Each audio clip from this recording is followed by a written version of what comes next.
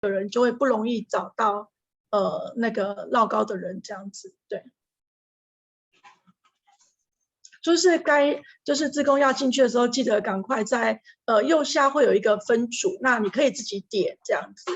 那只要设的人设可以说这个，但不能自己选，因为自己选变成所有人都可以进去，所以可能要记得快速把他们拉进去，或是先设好分组。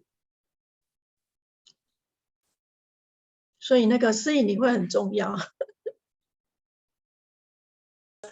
我现在先设，但是只有12个。哎，其实我自己好像不能把自己设进去。你可以自己进去，你可以自己选，对。我可以把我自己选进去吗？就是你可以自己去任意选，就是你在分组讨论的时候，然后你可以自己选去这个地方。哦，好。好，快45分哦。我随时有在注意等候室这边，我看一下。留意一下。现在大家都不要先放人进来，我们现在要等那个。对，都先不要，我们要等。杜伟让他先进来一下。哦。我帮他加了。有一个志工冯翠芬要让他进来吗？我们可能看一下。应该初步等一下。我现在等那个等 Lisa 老师，对。好，大家都开录影哦，所有人都开录影了。可能中文轨要记得开，然后英文轨也要记得开。对，所有录影志工请都开录影一下，不能开云端，要开本机。那如果录中文就切到中文频道啊，那录英文就不动。好，我们只有2个频道，一个是不动，那一个是动的哈。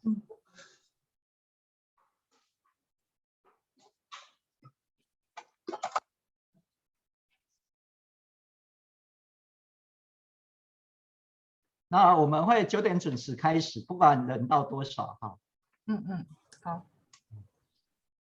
那大家现在手头上看一下这个 rundown 啊，这个适应的那一份，适应可以把那一份再放在这个。那主要是我现在给大陆录连接，大陆没有。好，可以。等一下。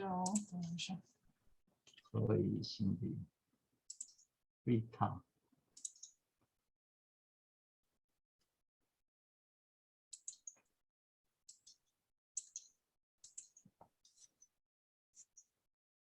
哇，里面怎么有这么多人？42人。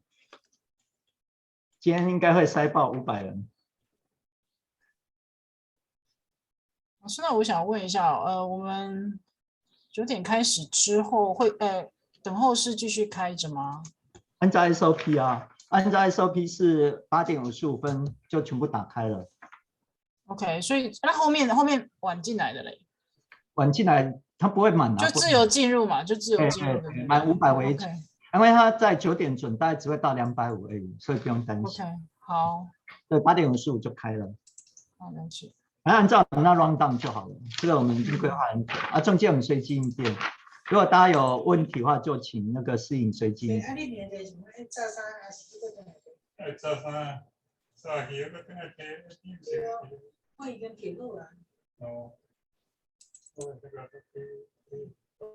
我们可以听到你的背景声音。我把它关起来。啊，所有联系都可以那个。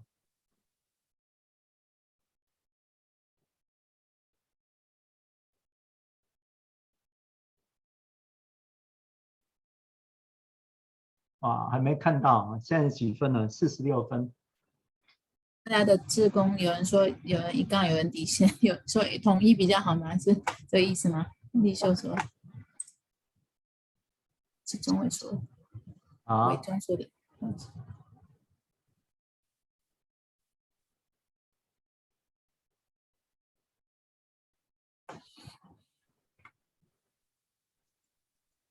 我写信提醒 Lisa 哈，那如果大家看到她，马上通知我。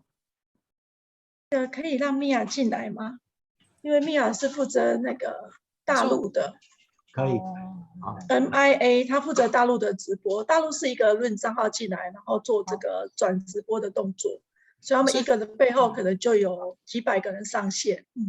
老师，那个我做的那个表我已经放在聊天群了。好 ，OK， 大家看一下哈，我们现在以这个适应的这个 rundown 为主。那大家中间有什么问题的话，就反映给思颖。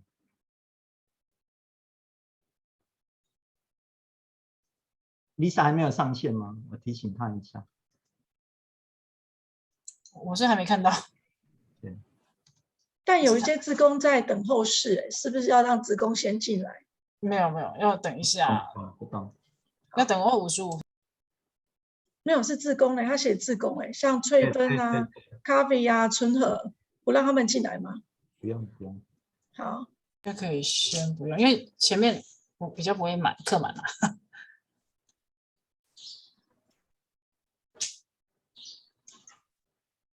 他会不会是那个 iPhone 啊？我不确定呢。就放他进来一下。看看他是谁。没有，就私讯问他一下吧。好，可以发讯息啊。所以那我发，可是我写中文他也看不懂啊。对啊，直接放他进来就好了，好不好？可是不确定他是谁，因为很多人都叫 iPhone。对啊。应该不会用手机进来吧？通常这种的访问，对啊，应该会用手机就太拉惨了。会不稳什么的。是，是他的那个连结，有给他连结吧？有。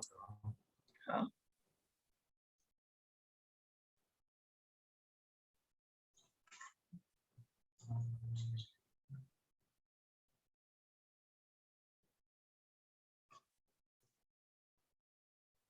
好多人进来了。还好吧。28。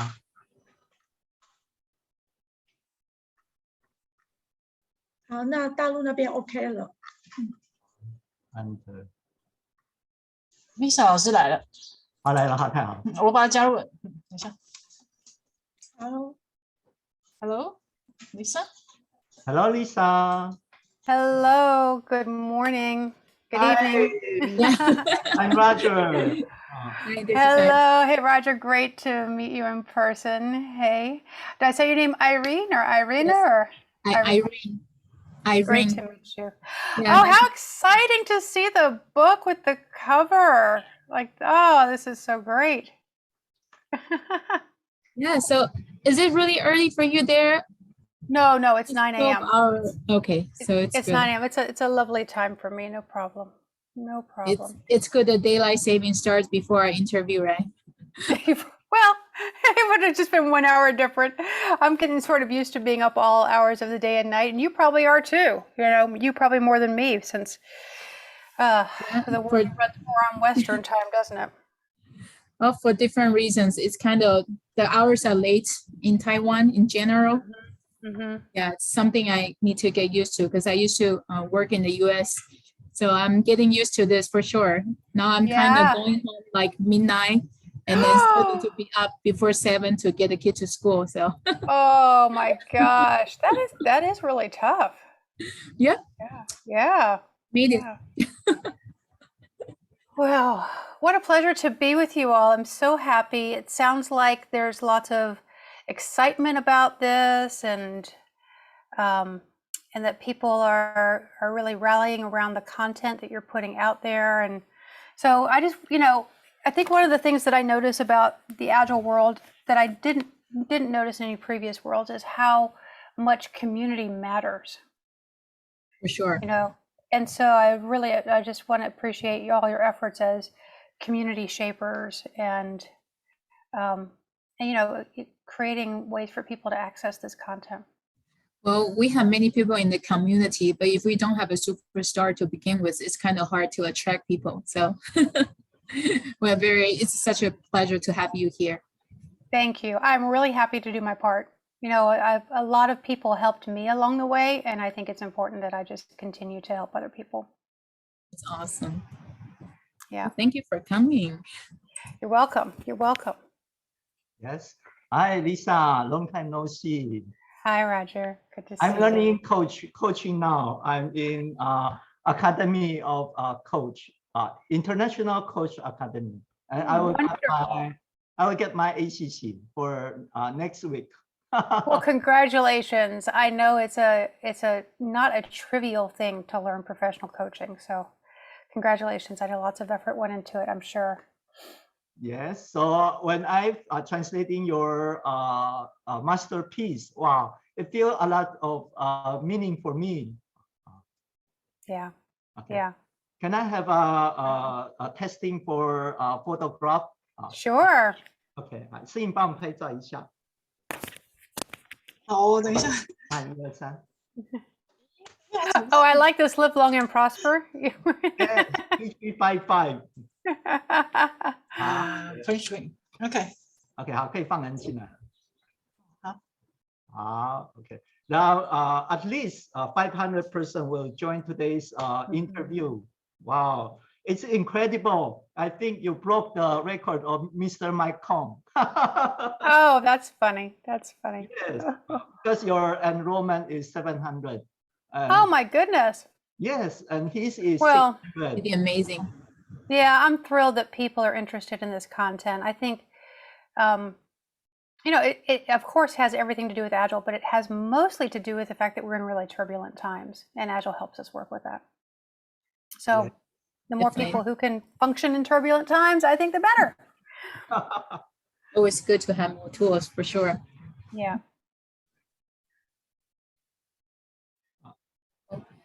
We're starting in 6 minutes. Do you need to get a sip of water or use restroom, anything? Feel free to do so. Don't worry about it. Thank you. I did it right before I came on. I have my tea. I'm very comfortable. Awesome. How's the weather there, by the way?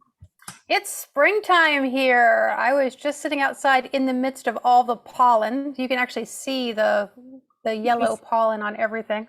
Oh my gosh. You know, because I was from Atlanta, and that's the worst thing I remember about Atlanta. Oh, it's horrible. It's really, it's very hard on our nervous system, or on our physical bodies. Yeah. Yeah, for sure. Now you can see that on the cars, like a layer of yellow thing. That's what's going on right now. But the weather is warm and all the flowers are coming up and the cherry blossoms are all blooming. It's beautiful. It's a beautiful place to live. Are you in Virginia? Is that right? I am, yeah. So not too far from where you lived in Atlanta. So very similar weather. Hotter in Atlanta, but similar. Oh, because some of my family in Atlanta is still kind of cold. They're still wearing jackets, and you say there it's kind of already springtime. Well, it's been going back and forth pretty wildly the last few weeks. We had a hard freeze, and all the flowers that I planted, even though we covered them over, they died. So that was unusual. So, you know, it's just more climate instability, basically. Yeah. So in Taiwan, it's already like 90 degrees every day. Yeah. 怎么了？ Yeah. 我现在在直播了。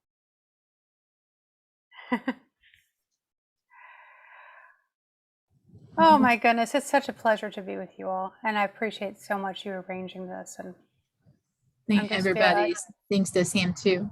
Yeah, I'm just really sinking into how much gratitude there is for all the things that people keep doing, you know. And I see Leo's got the Starry Night picture. That's one of my most favorite paintings. He has the one that's animated. Yeah, yeah, that's nice. Yeah, in an earlier meeting today, in my company, people are all using the the snap camera, so you can actually just putting all kinds of crazy icons on your head. So some people like all the filters. Yeah, but it's not just filter. They would like put on like a cow head or a frog. I don't know, whatever you can think of. Someone was even a peanut. It's just it's so funny. Like people used to refuse to turn on their camera, but now with this snap camera, people will just start doing all crazy things on the camera, and they are eager to people. Well, you know, we have to entertain ourselves somehow. We're not in the same physical space so much anymore. So yeah, the same way. Question.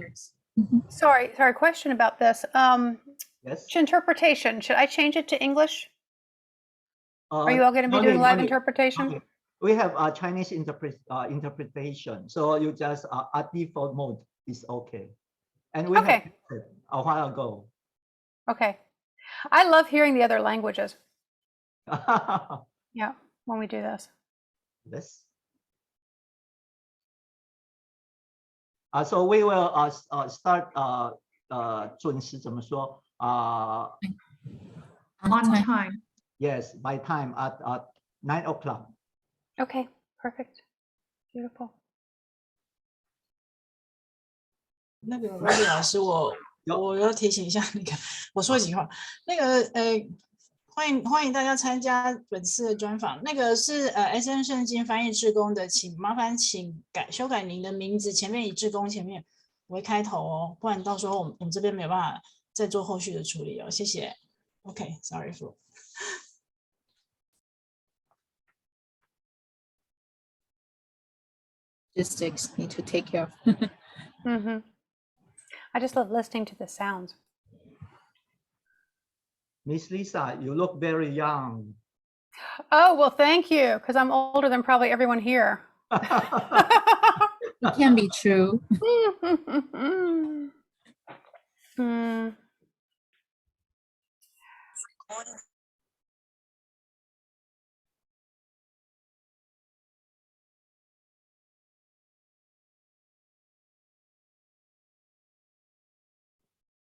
要不要解释一下翻译的功能？好，可以。好，那我先提醒大家一下。Let me remind the audience about the interpretation. I will talk in Chinese. 好，各位大家好，我是 Roger 老师哈。那今天是专业经理杂志采访我们的国际大师那 Lisa Miss Lisa Atkins 哈。那我们今天的一个整个专访，其实我们演练非常多遍。那我们也特定邀请到2位这个口译老师来帮大家翻译成中文那假如你今天在过程觉得我们讲话太快，语速太快，你就直接切换到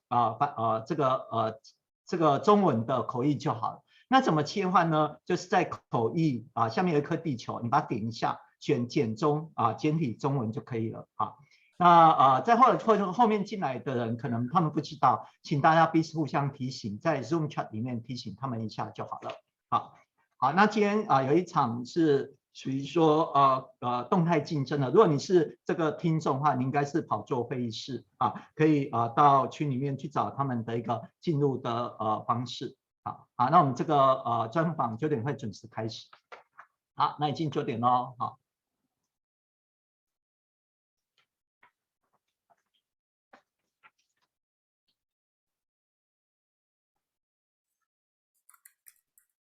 好，那我们感谢2位weinterpreters.com 的口译员 Zoe 跟 Samuel 老师今天帮我们去做口译好 ，Hello Lisa。Hello Miss Lisa. Hello. I'm so glad to be here. Hi, I'm Roger. With me, Irene is a representative of translation volunteers. Today, we are happy to have the most influential Agile coach in the world, Miss Lissa Atkins. That feels good. Thank you for saying that. And Lisa spreads the Agile community around the world with her amazing Agile empowering influence. Lisa is currently working on improving the performance of senior leadership teams through insights and organizational systems guidance to help senior management succeed in Agile transformations. And in 2010, Ms. Atkins co-founded the Agile Coaching Institute, which has developed over 10,000 people in the knowledge and skills needed for Agile coaching. She has served the Scrum Alliance as an application reviewer for the Certified Enterprise Coach, which is CEC designation. Ms. Atkins, thank you for taking the time to accept our invitation today. As you know, we have assembled a group of passionate volunteers to translate your masterpiece, Coaching Agile Teams, including the product managers, the Scrum Masters, project managers from IT, traditional industries, technology, and R&D, especially when the team is more of an ICF coaches. It's an honor for you to be interviewed by us. Before starting today's interview, could Lisa say hello to potential readers and your fans in Taiwan? Also, could you tell us a little about yourself for those who just discover your work? Yeah, sure. I'm happy to. Hello, everyone, whatever time it is for you. It's 9 a.m. in the morning for me, and I'm just so pleased to be here. I just noticed that someone was holding up the Coaching Agile Team's book with the cover in traditional Chinese, and it's such a moving experience for me to know that something I put in the world means something to people in a completely different place who I will probably never meet. And so I appreciate all the work the translators have done to make the Coaching Agile Team's book accessible to you all. It's just, I'm feeling a great sense of gratitude, and it's something I don't take for granted. So thank you very, very much. And so I'll say a little bit. Yeah, go ahead, Irene. Oh, no, I just want to let you know that, believe it or not, the pleasure is ours. Well, so this is the wonderful thing about the Agile community that I want to just tell you about, because I've been involved in the worldwide Agile community for more than 12 years now. And there's something quite special about us as a worldwide community. And it's that we love to experiment and learn and share with each other. And I don't know, I imagine that exists in other communities, but I've never experienced it to the extent that it exists in the Agile community. So the fact that I'm grateful and you're grateful, it's just a nice virtuous cycle that we can keep going. And I think it's one of the things that makes us really strong as a worldwide community. Yeah. And I'm sorry. Okay. Yeah, I just remind me that as a Scrum Master, I can't tell you how many times I have referred to some of the concepts in your book when I share the practice with other Scrum Masters. So it's really great. Thank you for all the practice sharing with us. You are welcome. You are so welcome. You're welcome to all of it. So Roger asked that I tell you a little bit more about myself. I just want to let you know I'm sitting in my home in Richmond, Virginia. There's a statue of Kuan Yin behind me. I don't know what you call this deity in your area of the world. She has all kinds of names. And I've been a practitioner of Zen for about 8 years now. And I think it's one of the things that is keeping me functional in a very turbulent time. And you might relate to that in your own life, that it's been a little extra turbulent or a little extra bumpy in the last few years. So one of the things I'm focused on in the Agile world is helping us shift our mindset about Agile, that it's not just a way to get things done better or with closer customer collaboration or faster, but that it's a way to help us metabolize change. Metabolize meaning like when you eat something and your body can take the nutrients from it, like that we as Agilists, we can eat change and take the nutrients from it. We don't need to be afraid of the fact that there are changes happening all the time, most of which we can't control, because we have Agile to help us. So that's really where I'm focused in my own work, and focused in helping leadership teams and individual leaders start to look at Agile that way so they can see it as a force for good in their organizations. That's so great. So I'm just like every participant here who is so excited to learn more about you today. And we are going to throw you a whole bunch of questions and hope you are ready for that. We'll find out together, won't we? Okay. So first of all, so what motivates you to write this book in 2010, and what motivates you again to narrate an audiobook in 2020? What kind of influence do you hope to make? What motivates me is something that might sound strange. What motivates me is the pain I see around me.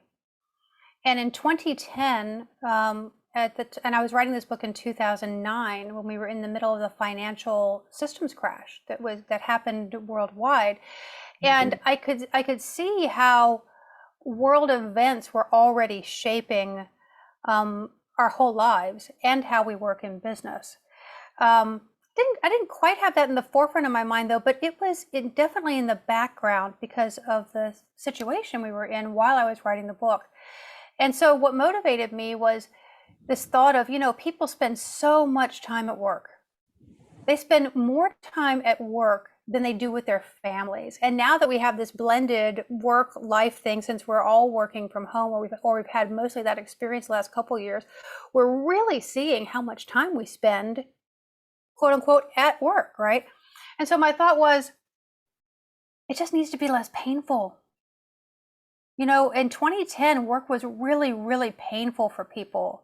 People were told to take initiative. They were told they were empowered, and in the next minute, someone would come in and tell them exactly what to do, or impose a deadline that they had no way of meeting unless they sacrificed time with their family. And so that pain motivated me then. And honestly, I didn't plan to write a book. In fact, I resisted writing a book for about 6 months. But then what happened was, pieces of the book kept coming to me at night, and I would wake up in the morning and just sort of jot them down. And over a 6-month period of time, I had an outline for a book, and I was not even convinced I was going to write it at that point. But it turned out that whatever came to me in those nighttime work sessions, whatever was happening in my own mind, was a pretty good outline, because the Coaching Agile Teams book is that same outline. There's probably no change from what originally came. So that's what motivated me then. And then we were just starting to get Agile going. We were just starting to bring Agile into organizations. The early adopter organizations were very excited about it. They were willing to knock down the barriers that were keeping teams from delivering. So it was a really exciting time.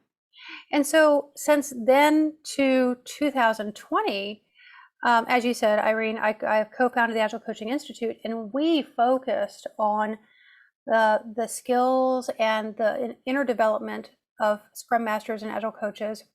By the way, I'll just say Agile coaches for everyone, because Scrum Masters are Agile coaches. That's my point of view, right? I might say both words interchangeably, but I mean everyone when I say it. So we focus on developing those skills and that inner development that's necessary, that sort of maturation of one as a leader, which is important in this work. And so focusing on that, I paid attention to the Coaching Agile Teams book. It was still, serving the world, but I didn't focus on it very much.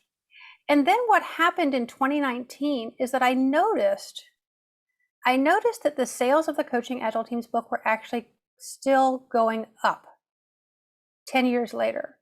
And even though I felt like I was sort of done with it, I wrote this book 10 years ago, I paid attention, and I said, so what is my greatest service? Given that this is happening, what is my greatest service?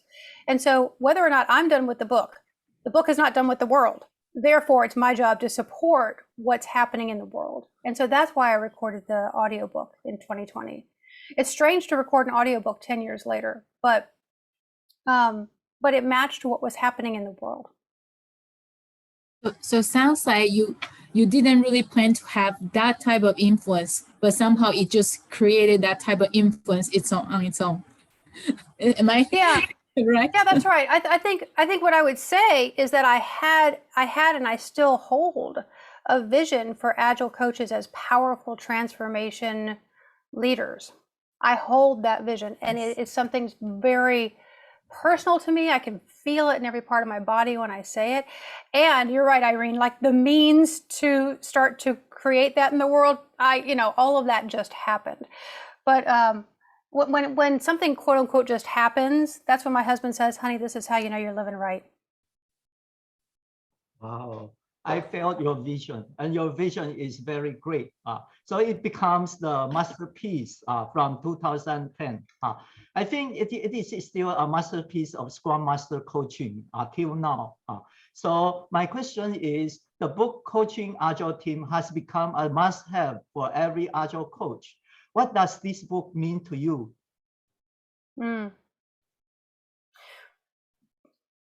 What I'm aware of is that this book is still teaching me. And what I mean by that is that when I wrote it, I was at a certain level of understanding of the things that I wrote about in the book, specifically professional coaching and facilitation, because those two skill sets come from disciplines that are very, very deep. And it takes a lot to get to a level of mastery of those skill sets. And so right now I'm having the experience of recording something called the Coaching Agile Team's Guided Study and Practice Group, where I'm taking a group of 250 people through the book, one small chunk at a time, like about 20 pages at a time. And then they are, using what they just read or what they just listened to in the audiobook, and they have homework from me that they're doing between now and the next session. So we're creating these action learning cycles. And what I'm aware of about what the book means to me is that things I wrote 12 years ago now, I'm coming to understand in a deeper way because my practice has advanced. And I don't even begin to say that I'm at a level of mastery of these skills, but I am more and more skillful in them over time. And so I would say that the book is still teaching me. Wow, it's great.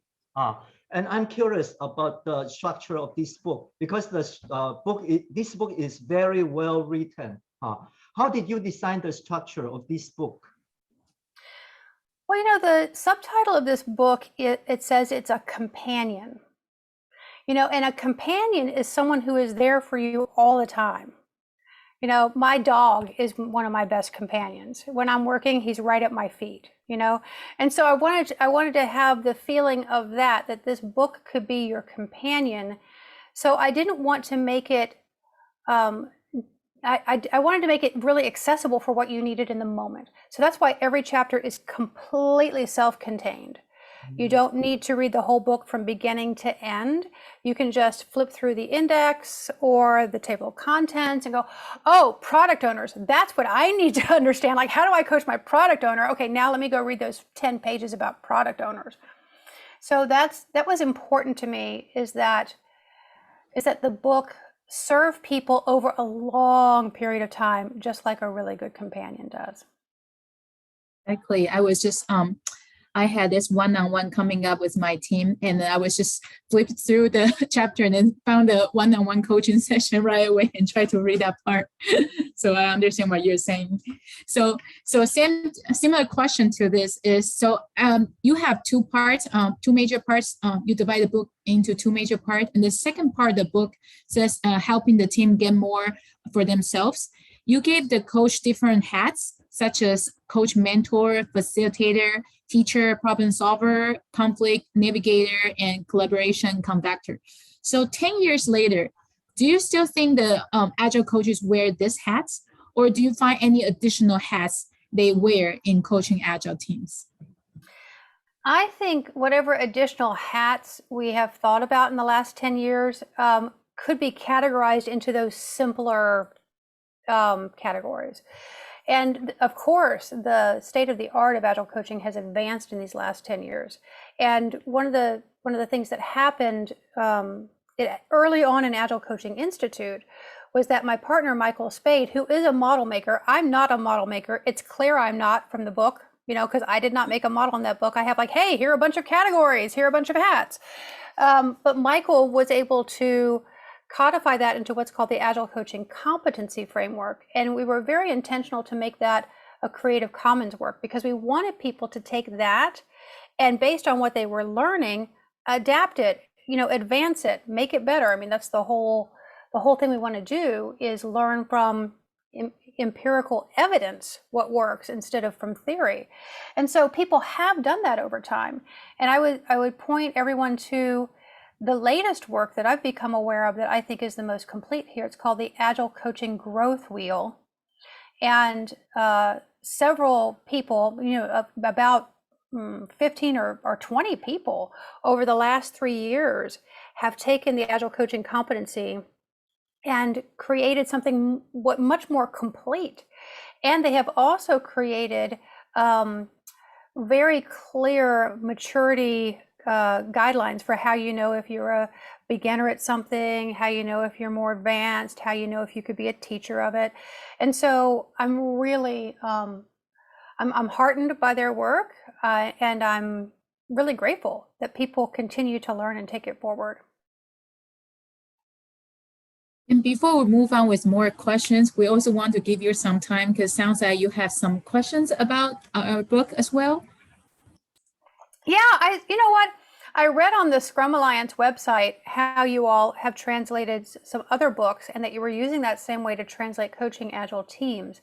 And I was just astounded that such a large group of people could translate a book and have it come out as, you know, enough of one voice that the not only the details of the content, but that the heart of it comes through. And so I wanted to ask you all, you know, just in case people don't know, to give an overview of how you've done it and then what you've learned from doing it. Wow, I will answer this question. I have prepared a PowerPoint to explain it. Great. That's how serious he takes your question for. I love it. Can you see the PowerPoint? Yeah. Okay.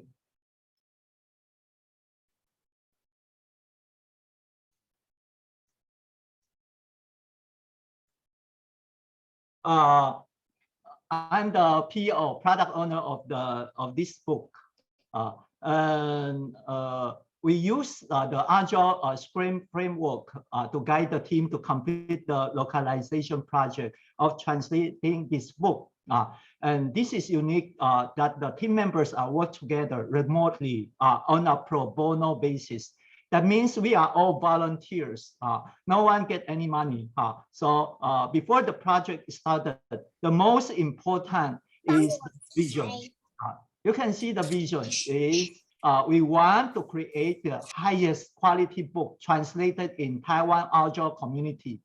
And this vision is completed by a team of work from home Scrum Masters or project managers. And we want to reach the top quality translation.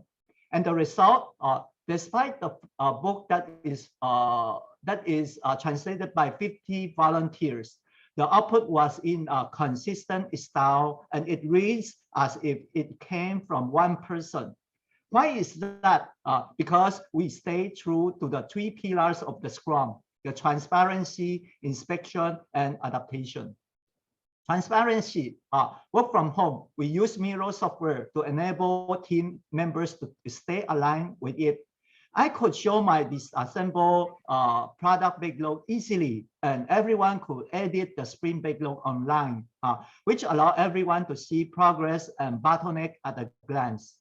Inspection, we held a virtual sprint planning, daily Scrum, sprint review to Zoom, and make sure everyone was on track. Since the team was made up of volunteers, I asked our Scrum Master to educate and train every volunteer before the product translation started.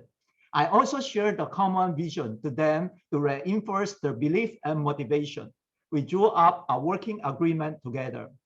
One requirement of which read, no matter how busy we are, we agree to attend at least 60% of meetings each week. And the last is adaptation. The sprint mechanism retrospective allow us to identify the bottlenecks early on. And this is our organization. You can see the chart is built in the feature team. So every team can translate independently. And there is area PO. Area PO means the quality assurance team. But it represents the PO. And translating this book is not complicated, but 50 work from home collaboration is. And we use the Scrum framework to solve it. We translate this book in 3.5 months, and the quality is nearly perfect. We translate Scrum book using Scrum framework, and we lead by example. So these are the procedure of our translation process virtual team. And the last is, these are all our volunteers. We have 50 volunteers. And you can see the hand sign. It means the Scrum framework 3355. That's my explanation. I love it. I want to do the hand. I didn't know about this hand signal. I thought it was like from Star Trek, live long and prosper, what Spock does, but 2355. I love it. Yes. Oh, I love it. 55. Yeah. That is a great way to remember the things that hold us in place in the Scrum framework, the things that we can rely on, no matter what else is changing. It's from my master, Vernon Steinbaker. Do you know him? Oh, Vernon, yes, yes, wonderful, wonderful. Yeah. Yeah. Well, thank you for that. You know, it's really amazing to me that so many people can work on something like this. I mean, this is a big book. This is not just a couple hundred pages. This is a very big book. The sentences are very long. I use lots of language. Like when my husband was the proofreader of this book, and he says, I don't think that's a real word. You know, many times he would say that, I don't think that's a real word. And sometimes I would say, I'm leaving it. So there are some words in the book that actually are not even dictionary words. So it's just amazing what you've been able to do. Yes. We did have new, sorry, go ahead. Sorry. And this book has been translated at by China at 2010. So do you have any question? And we have translated it at now 12 years after because some special reason. Let me share again the PowerPoint.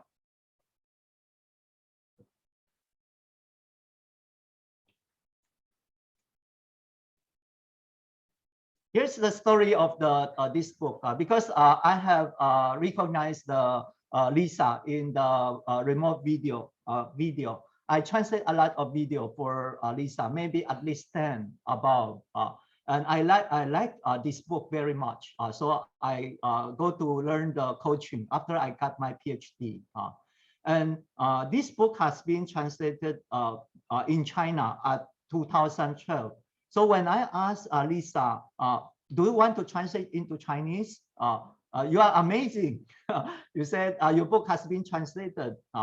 And I explained to you that because this book is different in two languages, because one is simplified Chinese and one is traditional Chinese. So I led a team to translate this traditional Chinese at 2022. And I'm a Scrum trainer. So to promote Scrum is my destiny and duty. And with great power comes the great responsibility. So for me, I'm like the Spider-Man, the Scrum of the Spider-Man.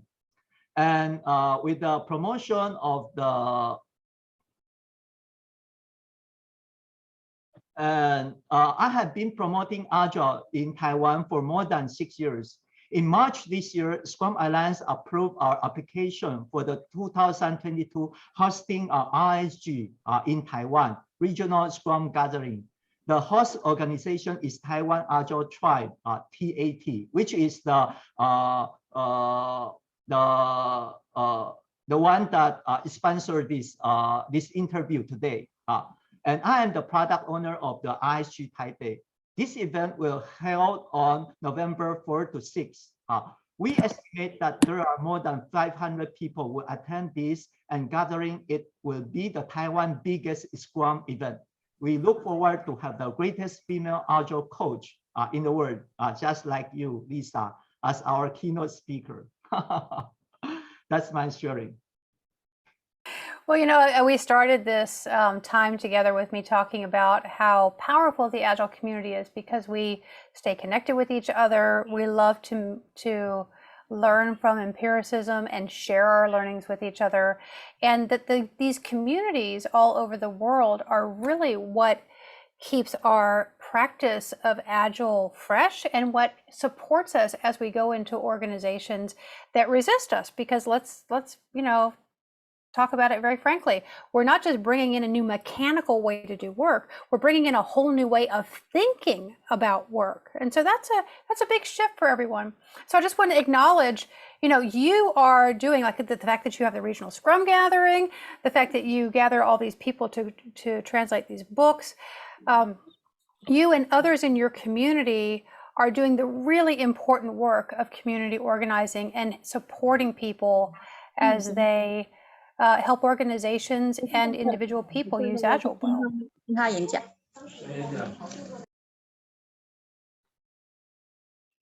So even though we have you today and to talk about the book, the audience here also want to know more about your other specialty, such as all the coaching skills you have. And I noticed that on your personal website, you offer service like executive team coaching. And I believe that the book mostly focused on the team coaching or even one-on-one coaching, as I often refer to. May I ask what are some major differences between the executive team coaching versus the team coaching, since it's not, you don't have much emphasis in the book before? Yeah, thank you for the question. So I am in my own experimental phase with working with leadership teams. I've been doing it now for about 2 years. And since I'm just one person, I've only worked with about 5 or 6 different leadership teams. Now, over time, I have coached leaders one-on-one, many of them over these years, because I've been continuing to do that these last 10 years or so. And as I work with leadership teams, I notice that my hypothesis is turning out to be true, which is essentially this: that leadership teams struggle with the same things that delivery teams struggle with. And the only difference is that their decisions or their lack of decision has a much bigger impact in the organization. Sure. And so because of that, they're incredibly powerful. And when I watch a leadership team in action, I notice a lot of the same things that I have been teaching team and program level coaches to pay attention to in delivery teams. I mean, specifically that I think about 5 C's, 5 core competencies. And I'll name these core competencies. But I'll tell you, the spoiler alert up front is that executive teams are not any better at these 5 core competencies than our delivery teams, right? And so the core competencies are communication, conflict, collaboration, creativity, and choice making. And so when I work with an executive team, I'm not coming in there as an Agile coach. I've decided to not have my Agile expertise lead this. Because most executive teams, quite frankly, are not interested in Agile. They're interested in what Agile can do in their organization, but that feels like a very removed thing. It feels like, to them, it feels like something that other people do in their organization, but that they don't need to do. However, as we've seen, and as I've seen over the last 12 years working with thousands and thousands of Agile coaches from every industry, every size organization, every geography in the world, is that the great bottleneck for Agile being able to flourish in an organization has moved. And that bottleneck is leadership. So when I can work with leaders to help them make the shift that they need to make to alleviate that bottleneck, to basically just create the space to allow Agile to do what it does normally, then we can make some progress. And I use tools from adult human development to do that, and I use tools from professional coaching to do that. And my experience so far is that, keep in mind, I've only worked with a handful of teams, so this is not, statistically significant at all. So don't start believing this is true in any way, but my experience is that the leadership teams I've worked with, even though I consider them to be very modern and advanced, and they absolutely have the Agile values at heart, that it's so challenging for them to look at the way they work together to improve those 5 C's, that it takes a very long time to improve their internal working. And I'm sitting in the question right now of would it be higher impact to work with maybe just the 2 or 3 people on a given leadership team that are really ready to accelerate, really ready to take their leadership to that next level? And would that have as much or a greater impact than working with the whole team? So it's a question in my mind right now. It's an open place for experimentation for me. Maybe we'll see another book later about that. You know, maybe, but I have to tell you, there are all kinds of great books in the world about executive coaching already. You know, and what I'm not doing very much is talking about Agile from a practices standpoint or framework standpoint. There are plenty of people, usually there are plenty of people in organizations that are doing that. And so I like to partner with them and you know, have our work be consistent with each other. Great, thank you for sharing.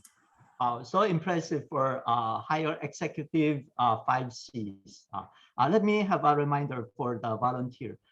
Because they want to take a photograph for you, with you, so I need to change their name.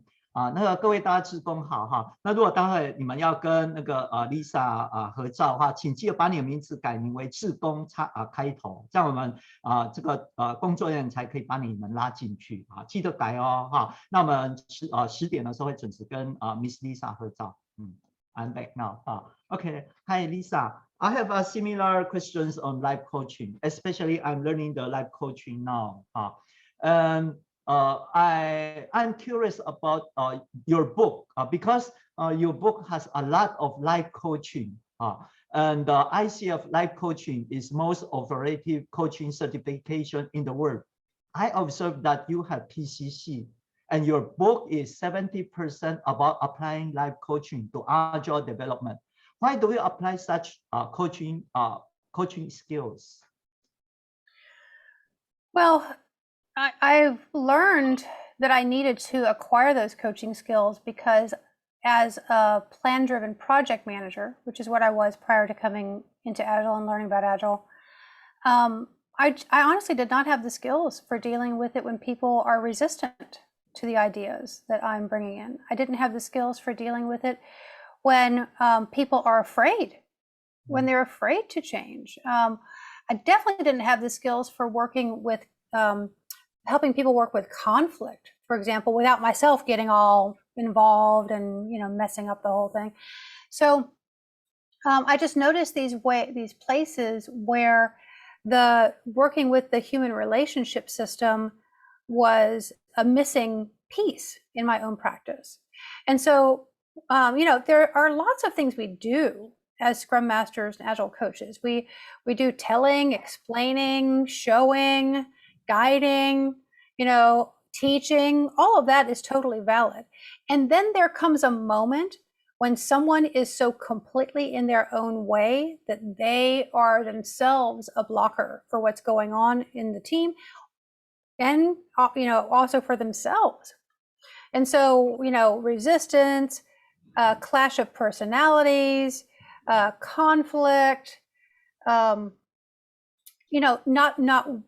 wanting to see what's ahead, and basically just change, just helping people through the change process. And so that's where the skills of professional coaching are really, really useful, because it doesn't help to teach louder when someone is up against a difficult change.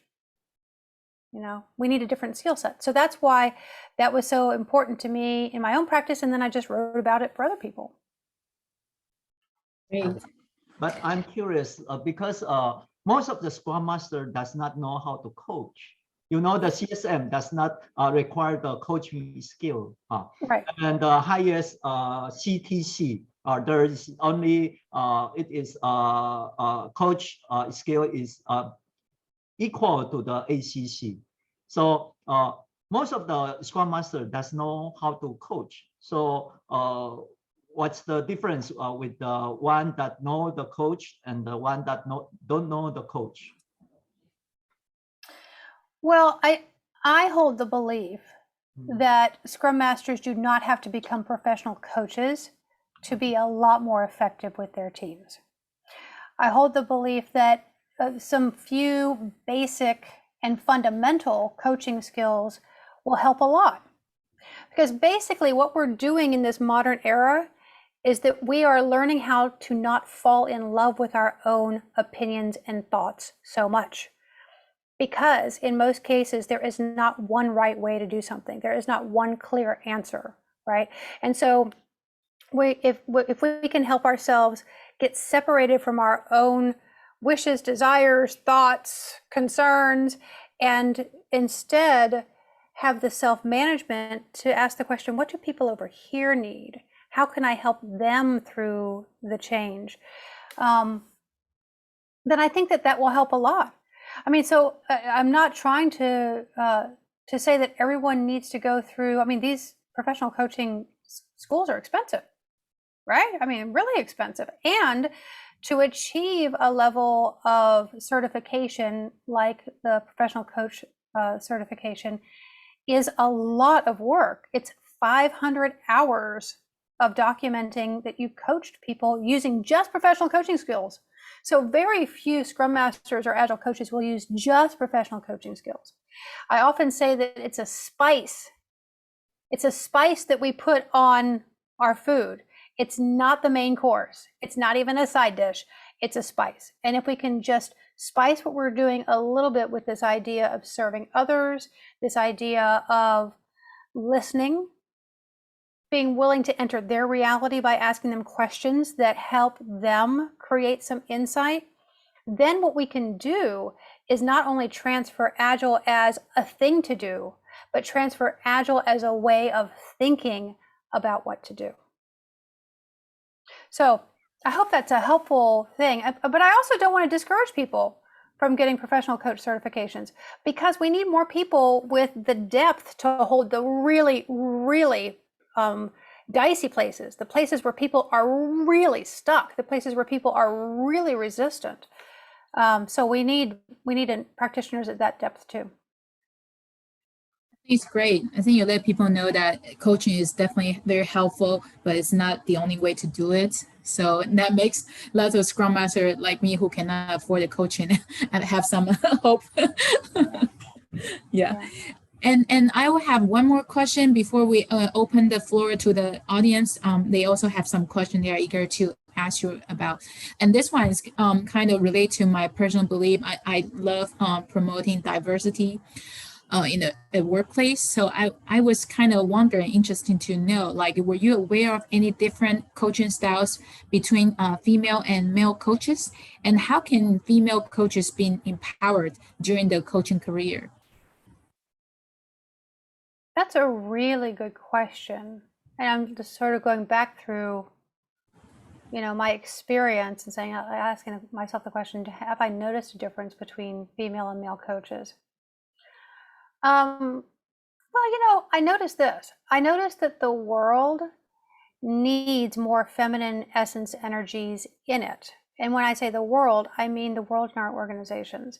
And so these feminine essence energies are things like inclusion, collaboration, holistic thinking, depth, harmony, subtlety. Basically, if you go like this with your hand, these feminine essence energies allow us to really sense what's happening in our world and with the specific topic that we have in front of us, and help us go to enough depth to know what is the action that will serve the most. And the masculine essence energies are all about that action: direction, freedom, clarity, assertiveness. And so we have had an overabundance of the masculine, the yang energies in our modern work world for at least the last 50 years, maybe the last 100 years. And what's happened that I can see is that the world's gotten more complex. And it's not so clear exactly what direction we need to go to at any given moment. And so we need these feminine essence energies to come in more. And so that's why I see that Agile is simply participating in what's trying to happen as we start to work in an era of true complexity. Because guess what we value in Agile? We value transparency, we value collaboration, we value inclusion. And so I don't know that it's so much that people who identify as female or people who identify as male are better or worse at this whole agile coaching thing. I think that the more that we all can occupy all of those energies and use the one that's necessary at the time, then we'll be able to serve the true complexity that's in front of us. Oh, that's very interesting concept. The harmony. It kind of remind me, the Chinese talk about this yin and yang, and Yeah. it's like the harmony thing as well. So thank you for sharing.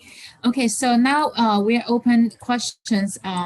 We're open to the audience. I saw there's a hand raising. Was it Sunny Chan? Would you like to turn on the microphone and just give your question? Hi, Lisa. Hi, Sunny. Thank you for giving a wonderful speech. I definitely learned a lot from your sharing experience of project management, especially the part you mentioned, not falling into our own perspective, but be open-minded to learn other people's perspective. I think it can apply not only in project management, but many aspects in our lives. But given the fact that this book is so wonderful and practical and so thorough and complete, if you have the opportunity to go back to edit or add some input, what would you like to change or add in the book? That is a really great question. And that is a question I struggled with when I had the idea of recording the audiobook. Because at that time, I had the opportunity to write a second edition and then record the audiobook on the second edition. And that would make more sense, right? I mean, it's been 10 years, certainly things have changed. And so what I did was I went back and I read the book myself, like with fresh eyes. And the experience I had was like, we're still working on that one. Oh, we're still working on that one. We're still working on this one. So like the world is still working on the material that's in the Coaching Agile Team's book. So I decided to record the audiobook based on the original edition. But I mean, you're exactly right. There are things that I would change. There are things that I'm slightly embarrassed about actually, but they're not important enough to change. They're not important enough to do a whole new edition. And the state of art of Agile coaching has definitely advanced. So what I decided to do instead of creating a second edition of the Coaching Agile Team's book is that I decided to record a podcast series of all of those things that I would add and all of the different people's work that I would point to. Because I also realized that if I created a second edition, it would really just be pulling other people's work together, in one place. And that didn't feel right to me because people have genuinely advanced the state of the art of Agile coaching, and I wanted them to be the original sources. So if you go to the womeninagile.org website, you can access this 13 episode podcast. We have an episode on the new models that I've become aware of, to help see problems more clearly. We have an episode on how to coach the team as an entity. We have episodes on all kinds of things where I get to point to the good work that other people have done and then talk about the things that I would have changed if I decided to write another one, but I didn't think it was worth it. Thank you so much. You just answered one of my other questions regarding Podkicker. Is that Podkicker or podcast? Yes. So Podcast. If I went there and then if I go there to type and search Lisa, your name, and I would be able to find it. Yeah. Okay. I bet you someone will find the link as we're talking and put it in the chat. I will bet you that will happen. Yeah. Thank you so much. You're welcome, Sunny. Thanks for asking the question. And we have more questions coming up. So. Question, Hello. Because there's a lot of coach community that joins today's interview, and they have a question I asked for them. They asked that if someone that they have ICF, ACC, or PCC coach certification, and they are interested in entering the Agile world, but they have no previous Agile experience, how would you recommend them to become an Agile coach or SM, Scrum Master? Well, I think it depends on how much they are already aligned with the Agile values and the mental models, the belief system that Agile comes from, because it's a completely different belief system than anything we've seen in business to this point. So a way to test that is to do one of two things. One, go ahead and take a job as a Scrum Master of a team. Mm-hmm. Like professional coaches may feel that's sort of like a demotion. Maybe it's not as prestigious as what they're doing. They certainly won't get paid as much for it. But what my experience was when I was the Scrum Master of a team is that I could understand Agile cognitively, like from my own logical intelligence. But that was only like 10% of the power of Agile. The power of Agile is the mindset and the belief system that it comes from. And it took me, and I think it will take other people, practical experience, like actually being a practitioner of Agile to be able to coach Agile teams well.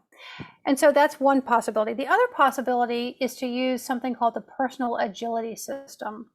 It's something that Maria Mattarelli and Peter Stevens in our worldwide community created a few years ago. And I think it's one of the few ways that managers and leaders in organizations will get to experience Agile, because it's a 4-week online guided experience where you apply Agile to your whole work and life. And I got to tell you, I've been doing it myself for the last 3 years. I think I'm at, I don't know, it's like 100, it's week 175 that I've been doing this for a very, very long time. And I gotta tell you, I mean, even though I was an Agilist for, a dozen years before I started using personal agility system, I learned so much about Agile. I learned the feeling of what it is when I take on too much work in progress, and how hard that is for me, and how much I beat myself up when I can't do as much as I planned to do. And then when I inspect, I just see, look, I was just being unrealistic about how much I could do. I have never been able to do as much as I actually brought into that last sprint. And sprints for me are week to week. They're on Saturday to Saturday. So the personal agility system, I think, is one of the few ways that people who've never been on an Agile team will get to experience that shift that Agile creates for us. Thank you for recommendation. Irene? Saw more hands in the audience. So I don't know who who raised their hand first. So sorry, I'm going by the order on my screen. So Chen Wei-Ting, would you like to share your question directly? You can just turn on your microphone. Yes, thank you, Lissa, for sharing today. I would like to know, in your experience, okay. So I would like to know that in your experience, is there any tips for the people who want to implement Scrum in a big organization? Because in my own experience, it's much tougher, because in a big organization, it's hard to empower just a small enough team for all the decisions. Like in my organization, we're trying to implement Scrum, but in a halfway, like half Scrum, half waterfall way, since there's so many managers that we need to report to. So we can't ask all the managers to join the Scrum team, etc. So yeah. I should I just want to appreciate how difficult your situation is. I mean, it's genuinely difficult. Scrum does not exist as just a different way to work. Scrum exists because it enables the business to do something it couldn't do otherwise. And so if you are in a situation where there is literally no compelling reason why the organization is using Scrum, it's just like a cool new way to do things, you're gonna continue to have problems. And so one of the things I would point you to is start to look at all the ways that the organization is not designed to get what it wants. Then those are organizational impediments. And if you start to work with other people who are trying Scrum in other parts of the organization, maybe start to elevate what you're seeing to as many leaders as will listen, middle managers who will listen, and keep the focus on what is the business outcome we're going for that Scrum can help us with. If Scrum is simply just a different way to do work, no one is going to make that shift. No one. I mean, why would they? Why would they? Right? Yeah. I mean, it's a significant change in the way we work and the way we think about work. And so it has to be guided by why. Why do we want to work this way? What difference will it make for this business that people will care about? Okay. So I just want to acknowledge it's a really, really tough thing that I'm suggesting for you to do, you know. I'll try. But people are powerful together. I mean, that's one thing that Scrum has shown us, is that if you get Scrum working even half well, you know, it's maybe not going to be up to your standards, maybe not going to be as great as you want, but if you get it working here and you get it working here just a little bit, then it really can create a movement from inside the organization, because it is what people want, but they just don't know they want it. Yeah, exactly.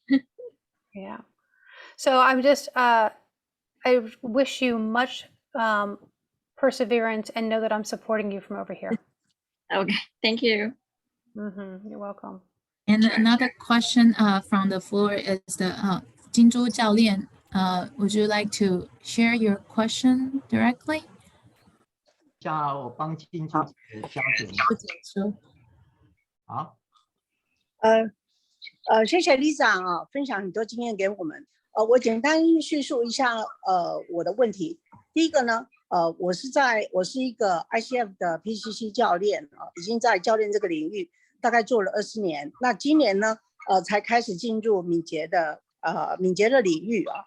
那也考过 CSM 的证照。那我也找了一些人来做 coach， 就发现我发现大部分的人有遇到这个同样的困难，就是说，第一个，公司里面不是每一个人都知道敏捷的概念，都是少部分人去学，然后带进去啊。那所以他们在推动的时候会需要很多的教育的困难，但是对推动的人，他们遇到一个非常困难的问题，就是他们大部分都是从 PM 来。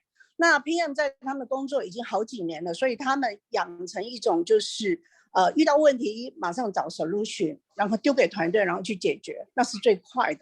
可是遇到他要当 Scrum Master 的时候，他发觉有时候他希望能够做到书本上您所写的啊，让自己团队相信他们，然后让他们去做。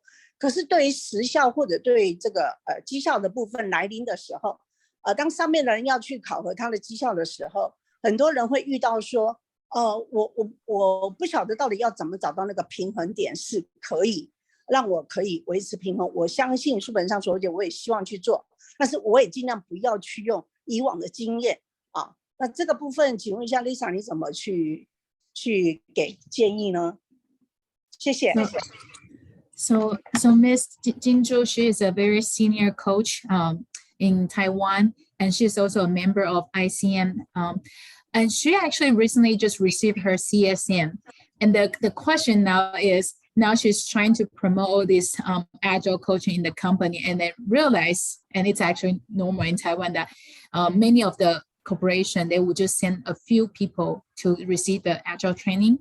So they, and those people are mostly from the traditional PM background, like you and myself. We're all from that background. And then the hard part is now they really want to believe this agile coaching. They want to believe what Scrum and Agile can bring to people, but they are struggle to when it comes to the time, the annual performance time. I don't know, the semi-year performance time. It's hard to show. They want to show like how good they are, like how outstanding, what kind of performance they have achieved. They don't know how to strike that balance. It's just how to like it really the agile way and then still show they are improving. So if you have any concept to share, ideas. Yeah, thank you, Irene. And I also listened to the translation when you were Great. talking earlier, and you know, giving me the whole background of what you're up to.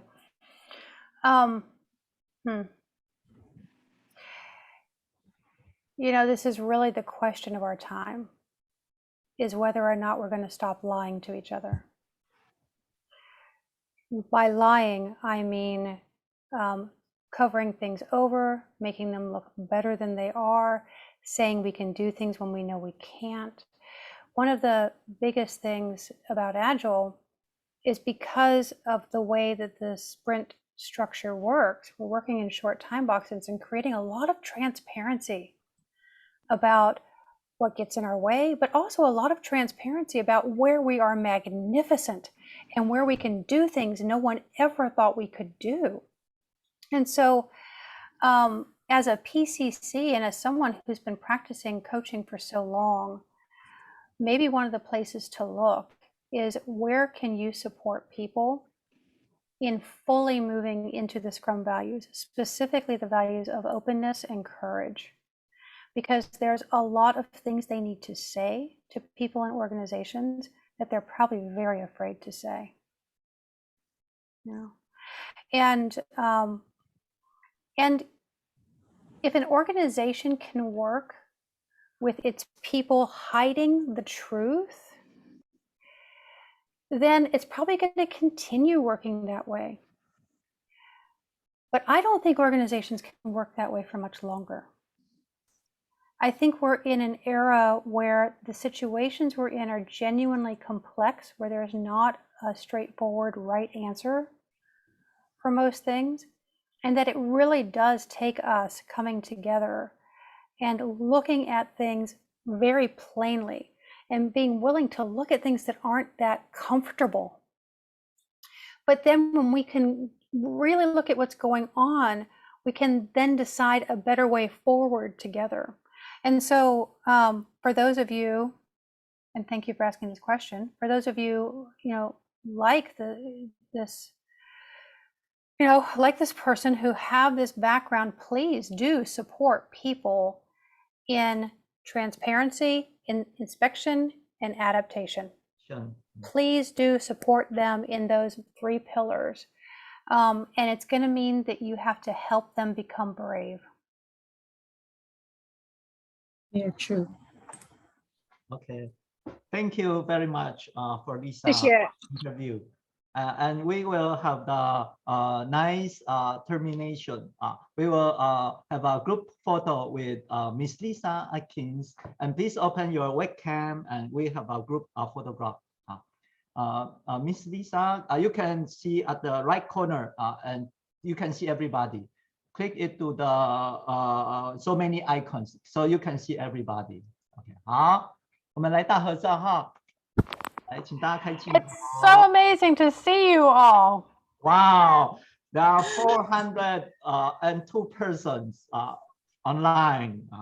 I think it's a peak. OK， 我们跟这个世界最有影响力的敏捷大师合照请大家开镜头那你可以比出你任何喜欢的手势你任何喜欢的手势来3、大家看镜头3、2、1 OK, there are 5 shots. No, there are 8 shots. Please wait a minute. I put the picture on the Taiwan tribe, Taiwan Agile tribe. And the second one, next 50. 1, 2, 3. Wow, everyone opens the webcam. It's so amazing to see you holding up this book. What a great triumph for you. 3、2、1. And the fourth, number 4. 1, 2, 3. Number 5. 1, 2, 3. Number 6. 1, 2, 3. Number 7. 1, 2, 3. And the last one. 1, 2, 3. OK， 好，好，志工刚刚有一起合照吗？刚刚有另外拍吗？我这边有拍几张，但是到时候看成果。好，不要紧，再继续拍。我检查一下，我这边没有成功哈。Wait a minute, I will check all the photos. 我是8张都有拍的啊。对，好，我这边我检查一下。这7张哦。In the meantime, I'm just paging through all of your faces and appreciating you for the work you're doing in the world. We are truly ushering in a whole new way of thinking about work, and it takes all of us together. 好，那各位观众，我们今天就到这边为止哈。那除了是 SM 志工可以持续留下来，那大群我留那个丽秀当联席主持人跟大家打招呼。好，那个 Irene 你邀请那个进来进。And so Miss Atkin, can we also have you to go into the breakout room for another photo with the volunteer who helped this out this initiative, if you don't mind? No problem. OK， 好，那我把大家拉进来。好，那大群大家离席咯，有问题可以找丽秀。那如果丽秀如果那个没有被拉进去的话，志工没有拉进，跟丽秀讲一下。好，谢谢大家，谢谢参与。那接下来的时间就是志工的拍照。好，那也谢谢今天大家的这个与会。那后续相关的这个资讯会放在台湾米节部落的官网。所以后续如果你想要再看这个回放，那可以到这个台湾米节部落的官网，那你打台湾米节部落应该就可以找到 Lisa Atkin 的这个专访。那后续有影片会像 MyCon 这样子会放在这边，有中文跟英文的，那大家可以上来做这个观看。好，那在下个礼拜呢，我想今天我们听完的 Lisa Atkin 来自这个美国的这个国际的分享。好，那下个礼拜3的晚上，台湾米节部落一样的有一场教练的分享，是来自我们台湾 ICFT 理事长 Wisdom 的分享。那会跟大家来讲到这个打造让米节成长的土壤，那给大家一个无所畏惧的组织文化。那如果你对教练议题或者是米节的议题有兴趣的话，那欢迎大家上来。好，那一样的在这个台湾米节部落的大群的这个分享，那大家就一样的可以看到这个报名。好，那可以看到目前的报名也是非常的这个热烈跟踊跃，所以请大家可以上来。好，那关于这个社群的部分，如果你想要加入台湾米节部落，在每个月至少有8群的这个分享。好，那大家就可以持续的到我们台湾米节部落，那这个是5000人的大群，那目前有大概快3000个人，所以欢迎大家可以加入。好，那如果你想要进阶的谈阿觉的话，也可以扫 QR code 加入阿觉的社群，或者你目前对于米节没有太多的这个经验，那也欢迎你加入 Scrum 的基础群。好，那台湾米节部落是大家在这个学习米节一个非常好的园地，那在这边全部都是免费的分享，那你只要加入会员的话，每个月都有这个分享的这个活动，那每个月都有8场的分享活动都可以参加，那在这个社群的这个介绍里面，那都可以看到。那所以欢迎大家可以加入，也可以到这个台湾米节部落的官网来去看看走走。好，那今天后续更多的发布，那都会帮大家放在这个台湾米节部落的这个群组 FB。好，欢迎大家。好，那也谢谢大家的这个参与。那所以大家如果想要这个离场，也可以做这个离场。那也跟大家预告2个好消息，就是第一个，Lisa Atkin 的这本教练米节团队的书籍即将应该会在5月份发表，那这是一个繁体中文版的。那第二个有关 Lisa Atkin 今天的这个直播的这个专访的内容，那也会上到6月份专案经理杂志，那也欢迎大家到时候可以这个持续的阅读跟观看。好，那假设你是 PMI 的这个持有者的话，那今天的这个分享，各位可以自己到 PMI 的官网申报 PDU。好，以上就是这个在今天的台湾米节部落专案经理杂志这个独家专访 Lisa Atkin 的这个直播，那我们这边就告一个段落，谢谢大家的参与。那也希望大家在今天晚上对于这个教练米节团队有多的这个新的认识，那欢迎大家持续的精进跟学习。我想教练式的领导也是领导非常重要的一环。那欢迎大家持续的精进跟交流。那我们就下个礼拜3晚上持续的这个在这里再见面了。好，那这个礼拜的这个台湾闽节部落的星光灿烂哦，这个礼拜的每一天晚上我们都有这个非常精彩的活动，在台湾闽节部落，那非常欢迎大家参加。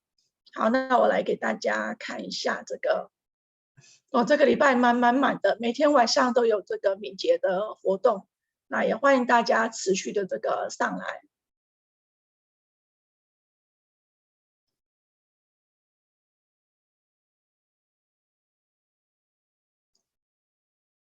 好，那我来给大家看一下。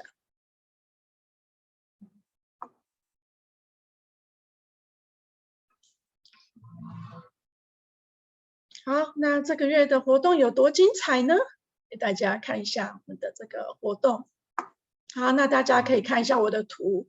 好，今天我们是 Lisa 阿 King 的这个分享。那下个礼拜3就是 Wisdom 理事长的分享。好，那在这个礼拜4的晚上，那我们这个也邀请到了这个 AG12，邀请到了这个佩伦来讲一下，这个在台湾闽节的大型的活动 RSG Taipei 的这个双品牌的战略。那也会邀请到这个台湾100年的这个这是蛇窑是一个陶瓷的地方。那很多人看到蛇窑以为好像是一群蛇的地方，没有，这是一个没有蛇的地方但是我们可以一起来听听这个林国龙第3代这个传人他来讲一下台湾这个100年的水里蛇窑的再生，那怎么样从一个这个窑厂转变为现在的这个新的这个时代的这个潮流下的一个重要的产品所以欢迎大家4月15进来。好，那等一下 Lisa 阿 King 会回到这个大群来。好，谢谢大家，也谢谢所有的志工们。Lisa 好像不会，她已经离开了，所以谢谢大家的。好，那我们就谢谢大家的参与，谢谢思颖以及谢谢所有的志工。谢谢丽秀姐。好，那我们就结束今天晚上的分享。好，那就麻烦思颖结束。好 ，OK。好，那我们就结束录影。大家拜拜。晚安，谢谢大家，拜拜。那我们。